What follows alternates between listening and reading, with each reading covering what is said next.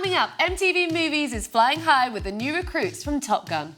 I'm a land mammal. I don't like to get waxed. Teabag? Not teabag. You don't want to go there. I mean, I wasn't really crying in the movie. I only used like the front quarter of my seat. I need like about 10 vomit bags in there.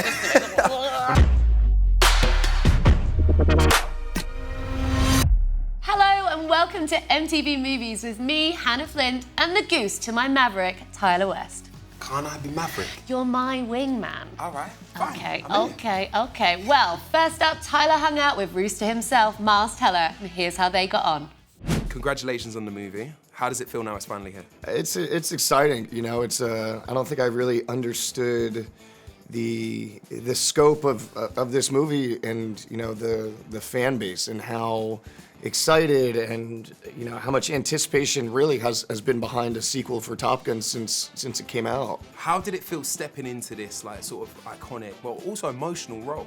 I felt a lot for the kid, for Rooster. I can imagine wanting to follow in your dad's footsteps and losing your dad at a young age, and especially going into a career and doing the same training exercises that killed him. So I really felt for him, and I knew that this script presented a lot of obstacles for him, and I think those are always, for me anyway, characters that I enjoy playing. I mean, the film itself, it's a fun watch, man. Like I come away and I was Googling like flying lessons and stuff like that. You come away, you're like, yeah, I want to be a pilot now. Yeah. That's it, you inspired me. I did not. I think I wonder why you're doing all those twists and turns. I finished it and I was like, I'm a land mammal. Like I'm boots on the ground. That's what I like. I mean, I'm obsessed with the call signs throughout the movie, right? Sure. So how did you feel about yours? Yeah, no, it was cool. I was able to. It was actually one that I came up with, which was nice because you got to figure out a call sign that you're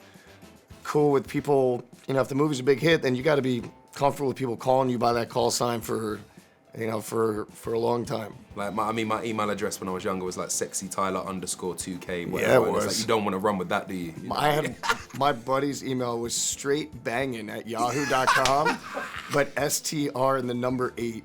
And he used to have to give it when he would go to job interviews. Yeah, that's what I'm saying. He never got hired for anything. No, I'm not surprised. I mean, how did you come up with that process of like coming up with your call sign? Like, what was the inspiration? Basically, what I'm trying to get at is, can you give me a call sign? Oh, I don't know, because the call sign would have to be something that like you would be really embarrassed about and that you hated. Like potentially, like it's just me speaking figuratively. Sure, this is like hypothetical. Like, you might have, shut your in a drawer when you were younger. Oh, or something like that. And maybe I call you Mousetrap. But so that's Mousetrap. Yeah. All right, well, I'll pass that on. That's not necessarily That's not you. That's your buddy. All right, it was great catching up on Miles there. More to come from the new recruits real soon. Now, this is it. Top Gun Maverick has arrived. This is the next installment following on from Top Gun's original release in 1986. That's almost like 40 years on, and somebody didn't tell Tom Cruise that because my man still looks the same. He looks so young. Do you think him and Paul Rudd go to the same beautician? Or great cocoa butter. So no, Top Gun, the original, left us on a really important mission. He'd gone through, Top Gun school, he'd really impressed, and he has become the best of the best.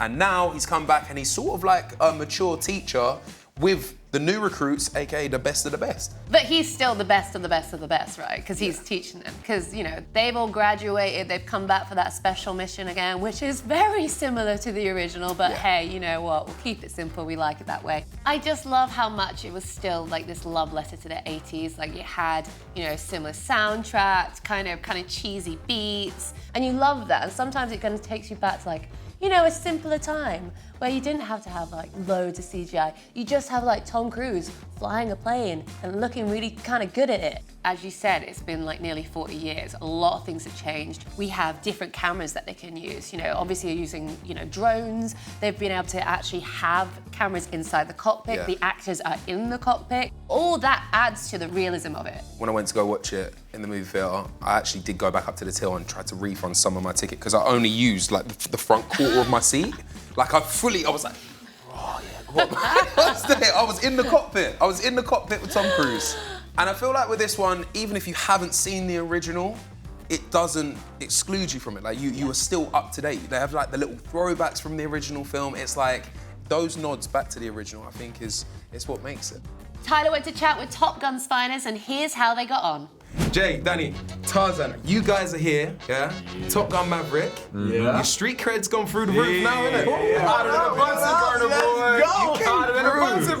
You came through it, so it's finally here. Like, how does it feel? Because it's been a while, right? So you guys have been sitting on this.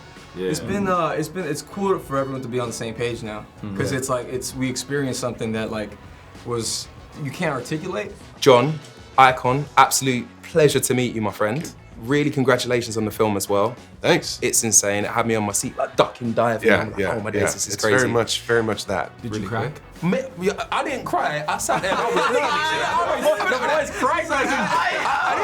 What happened? Obviously, there was hay fever. Like dust, There was hay in the theater. Hay fever was happening. Yeah, man, it was emotional. I can't lie. It was sick, but honestly, it got me. I left the theater and I was like, yeah, I need to learn how to become a pilot. I need this like in my life. That's how we felt. We literally, we all had completely different experiences in the air and what our thoughts of flying was. And one of the things that Tom told us when we finished is he was like, I hope and I want you guys to love aviation as much as I love aviation. Right. And by the end of it, like he basically found out that we all wanted to continue learning how to fly, and he bought all of us flight school. Yeah. So we could, Do you know what I mean? Yeah. You've not got like a +1 on that? Like I know the hop on the back end of one of your feet. No, okay.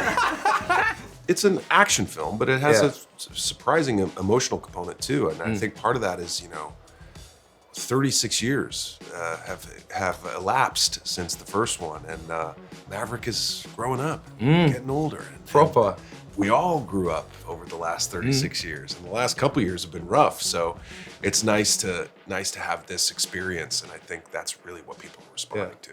So let's talk about the cast. Where do we even begin, Tyler? They're incredible. The new recruits, to me personally, didn't seem like new recruits. They seem like they've been doing this a long time. Yeah, because they're supposed to be the best of the best who've completed the academy, but then they've come back and realised, hey, you haven't done it like Pete Maverick Mitchell has. You've got a few things to learn. And then they basically just kind of like shared out the original cast character archetype tropes and said, okay, Glenn Powell, you're Iceman now. Yeah, exactly. Rooster, you're Goose, because your dad's Goose. Miles Teller, I think, did absolutely amazing. It was quite an emotional role to fill as well. Like considering if you're a Top Gun fan, considering back to the original, being it such an iconic role, that was difficult, man. Yeah, exactly. And I mean, Goose, R.I.P.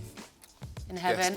Yes, but I think, I've always loved him as an actor. I think he matched the kind of emotional intensity that Tom Cruise brought. But I'm not gonna lie, the mustache did not do it for me. Yeah, I know, you weren't rocking it there. It just looked a bit like stuck on. I mean, what did you think of the female characters in the movie? Hey, look, I like that there was another one. I like that Monica Barbaro came in. I love that she was a pilot this time. But I feel like it was a bit one note. They're pretty much only there to be a shoulder to cry on for Maverick and Rooster.